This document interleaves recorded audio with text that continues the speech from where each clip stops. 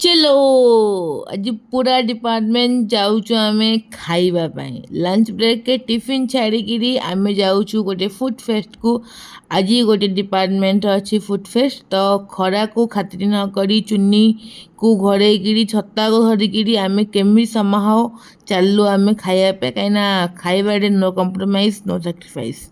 तो आज थी आमर जुलरी डिपार्टमेंट फूड फेस्ट जैसे आमको आसला इनविटेशन। तो गला बेले भाई एते भिड़ मतलब गोटे टाइम होती गोटे बेलू एत भिड़ हो सारी बाकी समहाओ आमे मैनेज करी भितर पशिगलु कहीं खाइबा अच्छे आमको खाइबार अच्छे।